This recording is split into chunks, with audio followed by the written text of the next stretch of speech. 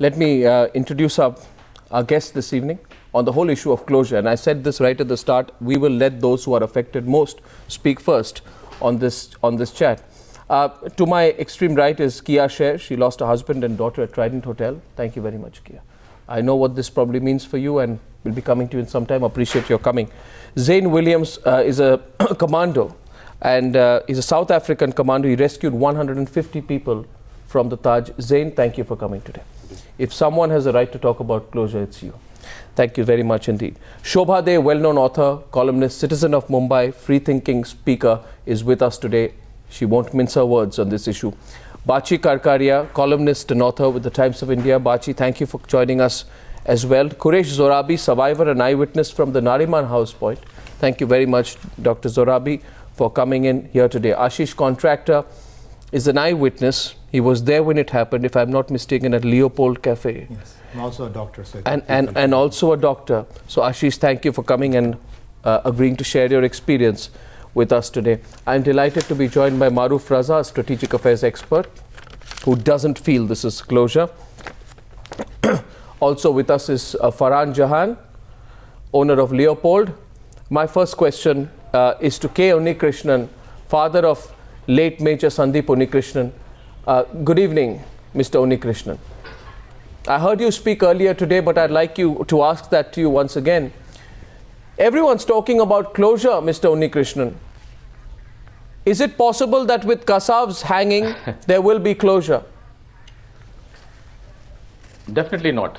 Definitely not. It is very clear that by Kasab's hanging, only as I told to all the channels, only one chapter is closed. There are several other chapters which is open, which is required to be closed, and everybody in India knows that what is to be done. Could you specify what for you would bring closure, Mr. Unnikrishnan? First of all, the point which we all are forgetting is that terrorism cannot be stopped only through diplomacy. We need quite a lot of soft talking with the people, those who are perpetrating terrorism. We should see it from the human angle. I don't regret my son's loss, definitely, because he was doing his duty. But we have to convince those people, those who are preaching some kind of religious supremacy, that killing innocent people on the streets, on the railway station, in a hospital, everywhere, it's not a kind of a terrorism. Terrorism is actually, it should be used for the purpose with the people, those who are fighting with them, that is the security forces. Killing innocent people should never happen in the world in the name of terrorism. That soft speaking we have to do with the perpetrators and so-called leaders of the movement. That is the first step we have to do. Diplomacy or the government level talks should have a second level thinking. That is the most important part which we are all forgetting. Absolutely. Mr. Unnikrishnan, thank you very much. I'd like to ask Kia Sher, you lost your husband and your daughter at Trident. For you, is this closure, knowing fully well that the people who send the terrorists are still spreading their venom in Pakistan?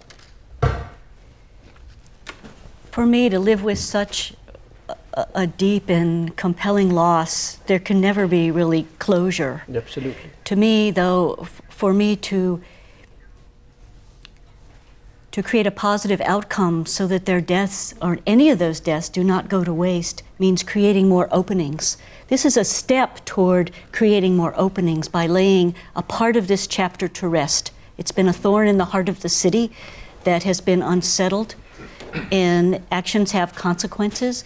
And now let's use this opportunity to move on to create a greater commitment to the opposite of terrorism, but that means in our everyday lives. If going to the root of something means right into our education systems to create new mindsets that are put into practice so that we can prevent terrorism in the future. But it needs to be much more committed than ever before. There are no half-hearted terrorists, so we cannot be complacent. We must be more committed. And that's what I'm here in Mumbai to do. is to bring more focus to that, to create these openings so that we can have actually a positive outcome to this terrible tragedy. Zain, who's with us in the studio, and his friends were having a dinner at the Taj on 26/11, 4 years back. And then, without caring about your own safety, you and your team of security specialists saved 150 lives. Zain, tell me, you know the security situation in Mumbai well by now. And you also know where the perpetrators are, how they operate, and how freely they are still functioning. In fact, stronger than ever before. As long as that stays, does this amount to anything?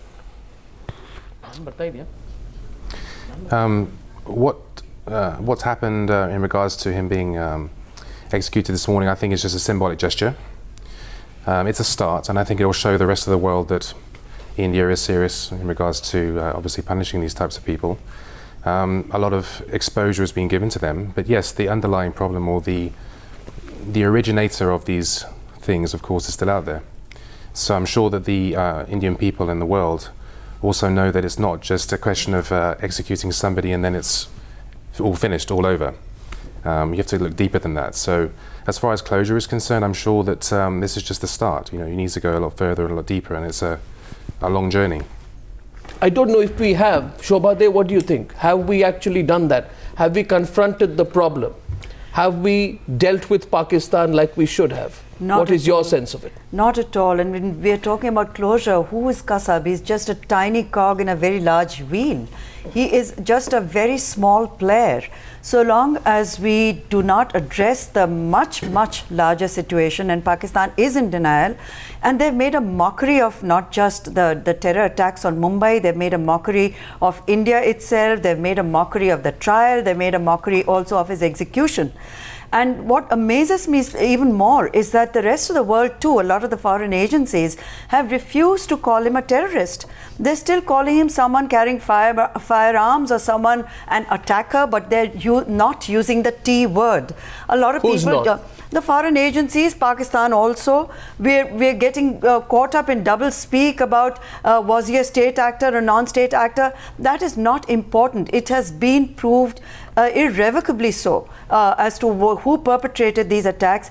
If we are not prepared to confront that, I mean, we've taken the first decisive step, yes, and certainly our president has shown that he means business. Earlier, Mr. Chidambaram had shown the same decisiveness in confronting this problem, but I'm also a little wary about the timing, and I have listened to the interviews of some of the relatives of survivors, of those who were killed. They have also rather candidly and boldly expressed a certain amount of skepticism as to what this means.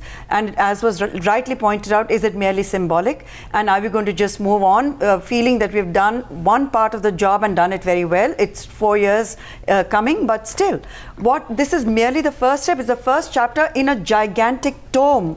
Are we interested in taking it further the way it deserves to be taken? Are we interested in confronting Pakistan on this issue and making them take responsibility and pushing for that, rather than saying Kasab's executed and that's the end of the story and we've done our bit? We have not. Sometimes the problem with us is, and I mean this collectively, for all of us, is that we are in a hurry to move on.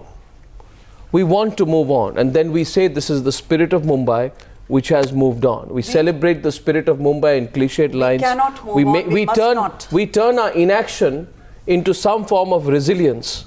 And I think that is a reality we now need to confront. Bachi, don't you think so? We can't move on from this. We cannot. As long as Hafiz Saeed is threatening another attack from Pakistan. Can we? I think, there are two parts to this. When we talk about closure, if there are families who want to say, this is closure for me, and they've been saying it much before the hanging of Kasav, that if they say we want closure, we don't want these wounds ripped apart over and over again, we have to respect that. I don't think it's fair for us to sit in a forum like this and say everybody must not have closure in whichever way that they want it. At the same time, officially and diplomatically, there can be no closure till Lakhvi, Saeed, the two main people, are brought to book. Lakhvi is already in their custody. Yes. It's in 2009 that he was charged with planning and helping to execute the operation. And he's, still hanging around. He's just, strangely, he's just had a child. He's supposed to be in jail, and he's just fathered a child. And Hafiz Saeed, he's being projected as somebody who's Pakistan's kingpin vis-a-vis the West. Yes. There's been this CNN interview where he's kind of almost presented as the moderate face, and he's, in this whole geopolitical game, he's really being used by Pakistan, by the West, as a kind of foil to the Al-Qaeda. So there's another kind of game being played out there, but that doesn't mean that we in India must sit back and allow it to The happen. story really is about the diplomatic pressure that is brought to bear on Pakistan. As we have seen observing Pakistan for a very long time, in a couple of minutes I'm joined by the foreign minister. I'll come back to this chat.